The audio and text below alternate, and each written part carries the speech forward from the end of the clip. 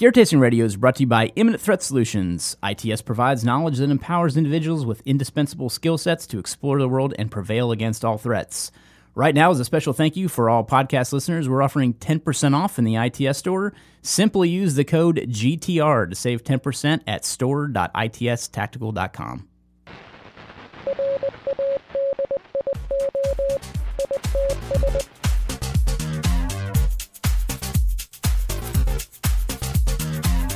Welcome to Gear Tasting Radio, where we offer an in-depth look into the usage and philosophy behind the equipment in our lives. I'm joined today by Rob Henderson. Hello. And me, Brian Black.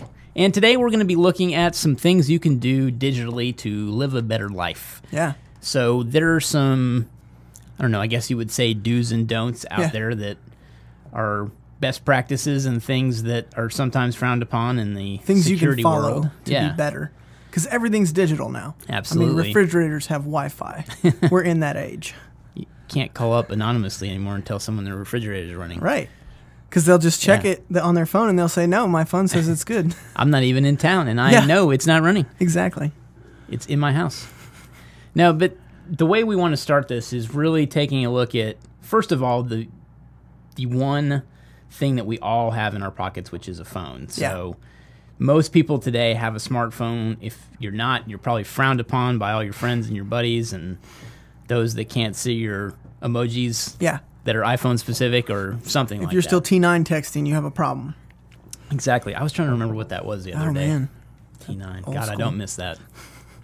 So really what I want to do is kind of look first at, I guess, the umbrella of the digital life stuff. And the first thing that pops into my mind is redundancy and backing up. And that's such a huge part of what I do every day. And for the most part, I've tried to automate that as much as I can nowadays. But that used to not be as easy to do. I mean, it used to be very time consuming to back up, and you would literally have to drag files and overwrite, and it used to be a huge pain in the butt. So now there's a lot of things like Time Machine for Apple, and I don't know on the PC side. I'm so far removed from PC. There's a lot of different programs you can use. The one I recommend, I use it on Mac too, Carbon Copy Cloner. Carbon Copy Cloner. It does automated tasks in the background. It works just like Time Machine, but it's for PC. It's like $30. You can use it on a Mac too. I do that for like cloning drives. Yeah. But like you said, it's super important to not only back your stuff up, but you should also have multiple backups because, I mean, I know people that back up Time Machines on the same hard drive that they're backing up, which just doesn't make sense because if something happens, the Time Machine's going to get corrupted too. So having redundancies is going to help you. Well, my technique is I'll back up manually to a Time Machine drive that I plug in every day that gets stored in the safe. And then I also have Carbonite to back up online, and that's continuously running anytime I'm on the internet. So, it's basically, I forget what you call it, the little, the edition rewrites or the writes that happen. It doesn't overwrite. It just what's it? Incremental backups. So it's writing those incrementally to the drive and to online. So that's kind of how Time Machine and works. Bandwidth. I mean, I remember the days that there weren't incremental backups. So I mean, you used to have to just kind of. I used to do the copy, paste, and then it would say, "What are you going to do with this file?" It's like, "Oh well, replace or stop or skip," and then it just keeps hitting skip, and then eventually your files would get all backed up. I think that's one of my favorite parts of technology nowadays is just how easy and seamless it's become to do certain things. And that's what I really love seeing progressing in technology is it's like buying a phone. I used to have to take it to the phone and plug them in and switch the contacts over. And now when you get a new phone, I take it out of the box, I boot it up, I type in my password, and it says, give me a few minutes, I'll get all your stuff downloaded. And then it's like I just changed my profile on my phone to a new phone, and there was no problems. So so the actual data, and I also work on Dropbox too, which I hesitated with that for a long time just because of the security implications of kind of all my stuff being in the cloud. But I really, there was probably a couple years when I could have been in a cloud environment with all my data like that, and I hesitated, and then I just finally got over myself and dealt with it. So I mean, if you look, it's the same thing as taking a bird's eye view of what's what security is, and you can only protect against so much. And so by having your data in the cloud, is it susceptible? Sure. But everybody's data is in the cloud currently. I mean, anybody that banks online, your bank is storing data online whether you don't. That's why it always cracks me up when people say, oh, I don't like to shop online. Like, well, all your information's already online because your bank keeps it there. So regardless. Which I think banking and credit cards still need some work for sure. Absolutely.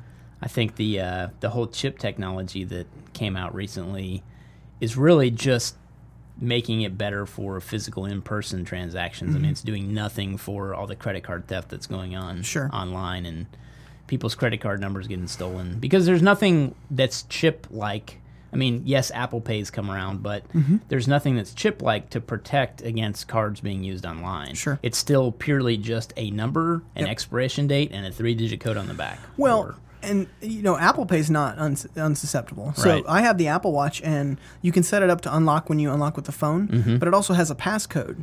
So if that 4-digit passcode gets compromised, you can actually use Apple Pay on the watch if you have it set up like that. So someone that steals your watch and happens to get your passcode would have access to your Apple Pay. That's not good. So, you know, there's always give and take when it comes to security. So you can do best practices, which I think is what we're talking about. Yeah. You can't protect everything. It's just not possible, especially with all of the information that's come out in the recent past about Prism and all that other kind of stuff that's running. It's like if you're connected to Wi-Fi anywhere, just assume. Well, and, you know, you mentioned a pass lock, and that's something that I've done for a long time on my phone, and that's a good place to start, too, because I feel like once you've kind of gotten to that threshold where your backups are running seamlessly and kind of in the background, and that's protected as much as you can get it. And really, you know, in looking at my backups, just to jump back to that real quick, you know, I've got the Carbonite thing, I've got Dropbox technically that's in the cloud, and then I've got, you know, a physical copy of everything that's on Dropbox on my computer, and then I've got the the time machine that runs to back up everything manually. So I feel like I've got you're covered enough layers there to where I feel secure with that data. So now, having said that, have you ever lost data? A long time ago. So I find most people that have a great backup strategy have lost data because there is no worse feeling than losing.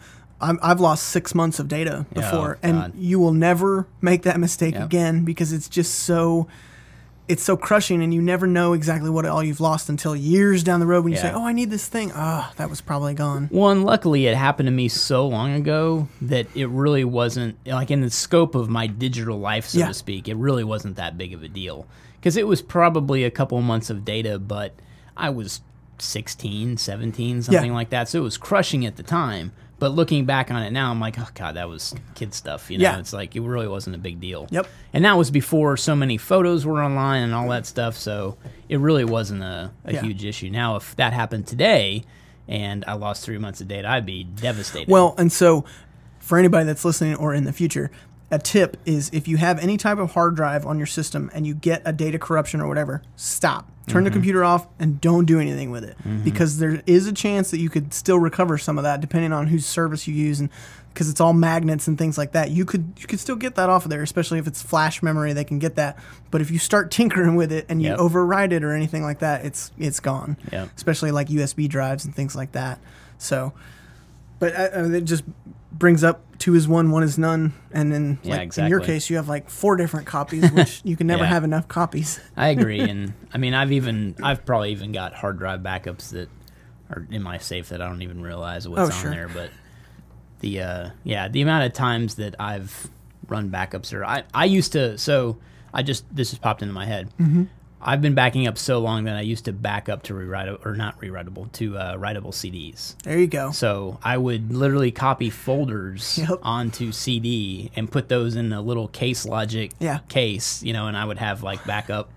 I'd have the backup date in like disk 1 of 8 or whatever. Yeah. Did you ever do zip disks? Oh, yeah. 250 megabytes. Oh, I was using them when they were 100 megabytes. You had to pick and choose, which is another great point. Data is cheap these days, especially compared to what it used to be. And you can get 64 gigabyte micro SD cards for like $20. So there's no excuse. You should be able to get a hard drive and get your stuff back. I actually still have a bunch of my zip disks. I found those the other day. There you go. I don't know what to do with them. I don't have a drive anymore, but yeah.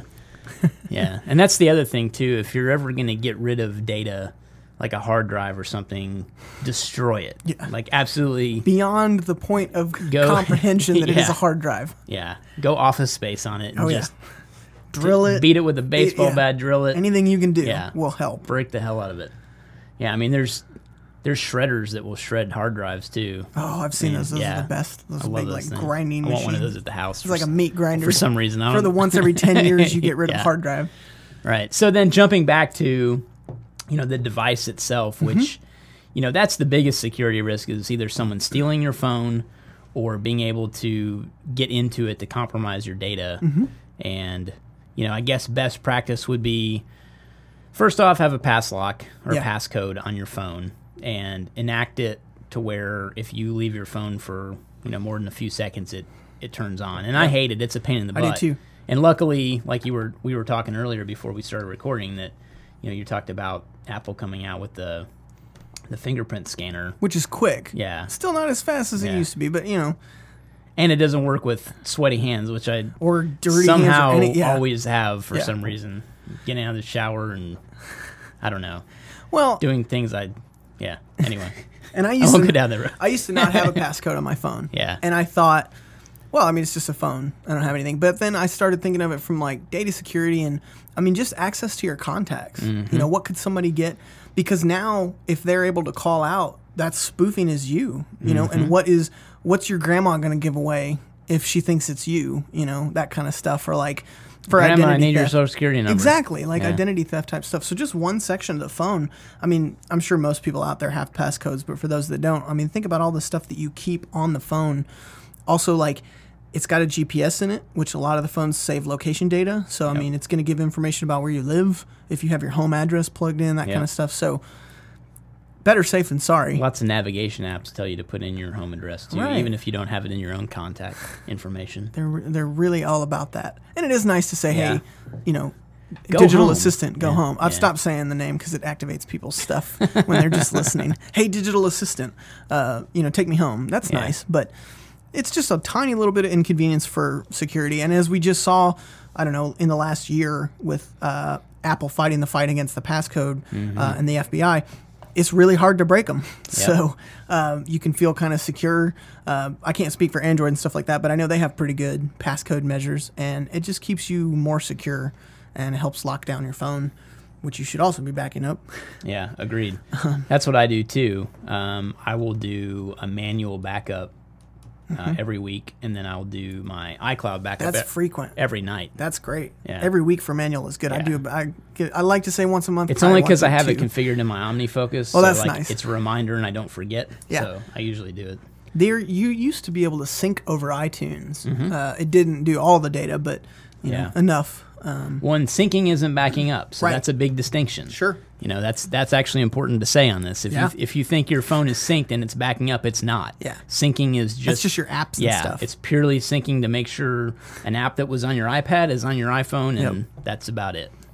Yep. It's definitely not a backup. Yeah. So. And then I have the nightly backups to iCloud, which is very helpful. But yeah, so I mean, it doesn't have to be. The iPhone offers, and I'm sure others do, everything from 4-digit passcodes all the way up to like alphanumeric passcodes, which I don't have one of those on, and it's probably not as secure as it could be, but it's just one extra step. Like you said before, security is just layers, and you're just buying time if somebody were to get your phone. And that's one of the reasons I do prefer the iPhone is it's very easy to lock it down. You can mobily erase it from another device. You can find it. It'll geolocate for you if they have it turned on. And you can send a message to it like, hey, bring my phone back. Yep. So. And they've got a thing too if you're trying to brute force the pass I can't remember. Passcode, passlock. I don't know what they call it. It's got like 10 attempts or something. So that'll manually wipe it. I love that. That's like the last ditch attempt. It's like they're breaking through the doors and it's just like shredding documents. I have amnesia. I don't know. Give me a few more chances. Yeah, but then let me think of some other stuff. So, you've got the backup for iCloud and things like that. And I'm sorry this is so one-sided in the Apple direction, but, neither of us really use Android stuff. Yeah. Or PCs for that matter, but, kind of. Maybe there's a reason for that. Yeah.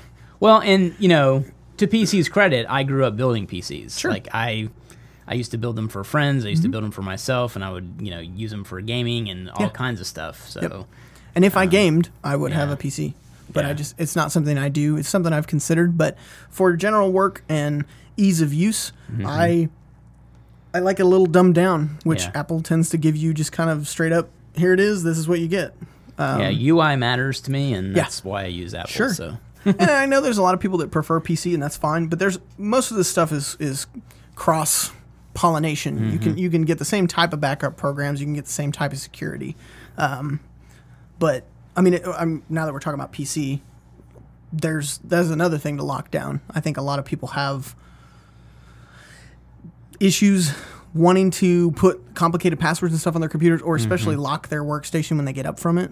Yep. But I don't anymore, but I used to have everything in autofill. You go to Amazon, it'll log you in, Yep.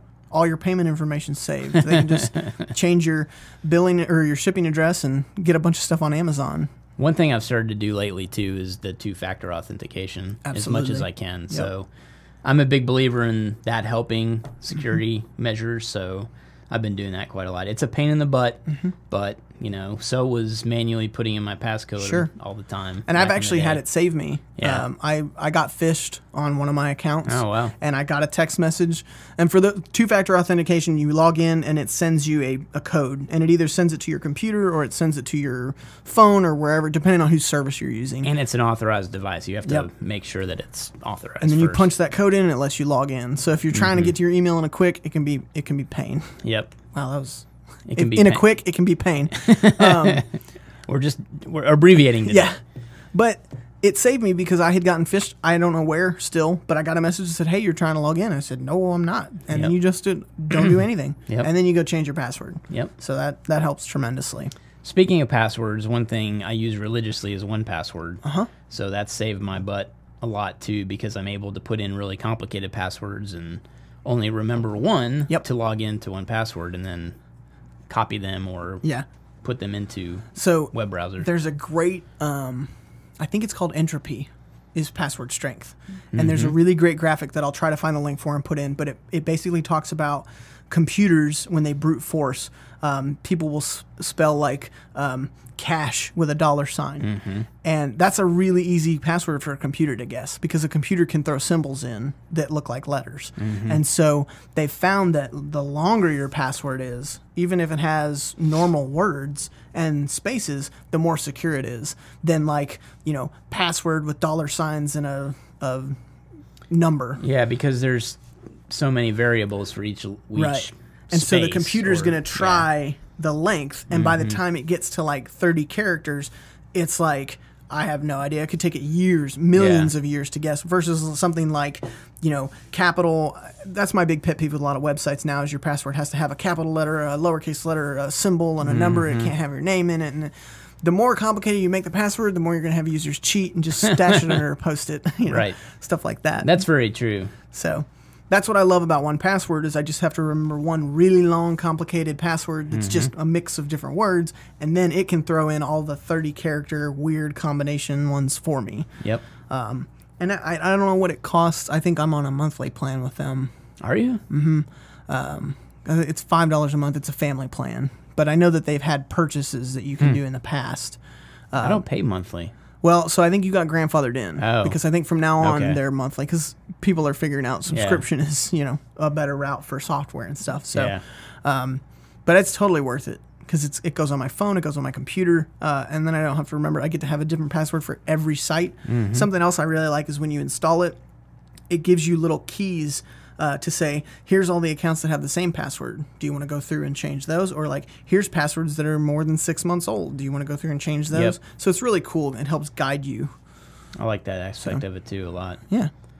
So then we were talking about computers too, and something you can do other than just putting a pass lock on your computer is you can turn on File Vault. Yes. Which is what, AES 128? Yeah, it's encryption for your hard drive, which, I mean, any Mac users out there, go to your system preferences and turn on File Vault. It's a great thing. If anybody were to extract your hard drive, in order to decrypt the hard drive, you need the password. Which means never forget your password, because that's it. Yeah, I mean, they give you a recovery key, which you have to write down and put somewhere, but I mean, don't mess around with that kind of stuff. We used to get that a lot. People would put BIOS passwords on their computer back when you were a kid and you thought you were a hacker.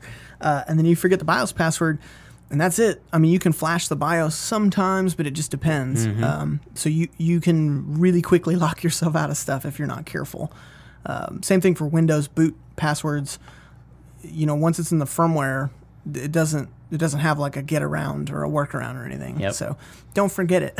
Yeah, so what we're talking about File Vault is just in system utilities. Yeah, you just go to security and then Mac check operating it. system. And it'll tell you it's going to take a while to encrypt it, and then it does. And you can feel relatively safe that your stuff, especially for theft, is a big deal. You know, your laptop gets stolen. Once again, with Apple, you can put a message up or anything like that, but they won't be able to access the system. So I use a program called Prey as well on That's a great program. on my Mac, so that if my laptop gets stolen, that's like hardcore I'm theft. able to track laptop. it. Yeah. Does it still do? It's been a year since I've used it, but it used to like take a picture for It'll you do that and then too. upload and tell you where it was, and and it runs completely silently in the background, which I think is so cool. Even the app is disguised, so you can't really figure it out, but. So yeah, check that out. There's that, and there's also LoJack. They make a LoJack for laptops too. Yeah, so.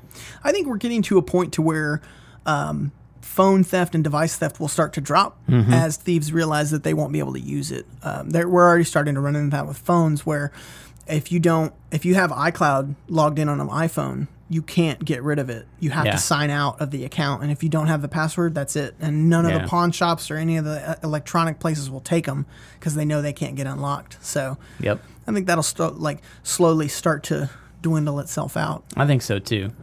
I do. Plus, you know, pawn shops now are, you know, working so closely with law enforcement that everything's recorded, and they're on a first name basis with the local law enforcement, and you know, they know what's going on. Right. But that only happens if you have it locked down. You know, if you don't have it locked down or you have lax security, then somebody might take a it's only as good as your physical security too. So if you're a dummy and leave your phone around places or leave it sitting around to get swiped, that's you know, leave your laptop on the coffee table while you go to the bathroom. Yeah, like, hey, can you watch that? Yeah, no. Sure. That's dumb. Yeah. And that's good too, is like nothing beats common sense. Well, and you know, even not leaving your phone or your computer in your vehicle and things like that, absolutely. like that's a huge deal with me too. Is take it with you. I don't do that. Yeah. Maybe you're a weirdo and you have a backpack in the store, but don't leave your car unlocked at night. You know, there's so many. I read the paper locally because I live in a fairly small city, but they always have a blotter basically of the recent crimes. the recent police crimes, and I read them and I shake my head. I'm like, God, iPhone stolen in a car. Yeah. What was it doing? Yeah, like at night, of course. Well, you left your car unlocked, right? Is that what you're saying? Yeah. The people's senses just aren't there. You know. Well, I was bringing in the groceries and I had my kids and just simple little steps. Yeah. And those are the same people that don't want to put a passcode on the phone because it takes too long. You can inconvenience yourself a tiny little bit, and you'll be that much better. Well, I think that's the big take-home, too, is just, do your due diligence up front and take a little time on the front end to protect yourself, and it'll pay dividends. And you won't notice it until it does. Yeah. Yeah, that's the great thing about backups is you don't need them until you need them. And then nothing else takes its place. Yep, very true. So, yeah, that's kind of our take on some basics for, I guess, your digital life and protecting yourself a little bit. We'll definitely follow up, and if you got questions, let us know. Obviously, we've just kind of scratched the surface of this, and there's a lot more to it. Sure. But we at least wanted to cover some basic principles of protecting your digital identity. Yeah. And, one last tip that I'd like to mention is when it comes to social media, don't post your location. Yeah. Don't... Everybody wants to share what they're doing, but just wait a day or two. I think it's great you're in Aruba. Yeah, it's great, but just wait till you come back and then pretend you're already there still. Right. It's like those likes will wait. Most of those friends you have are just online anyway. Exactly. Thanks for tuning in to Gear Tasting. Remember, use the # Gear Tasting on any social media network if you have questions, and we will get them fielded here on Gear Tasting Radio. There's a new episode every Tuesday, so if you like what we're doing, please consider downloading or subscribing so that you can get a new episode, fresh episode every Tuesday. And if you like what we're doing, give us a rating and review on iTunes. We'd love to hear what you think about the show. Thanks for listening.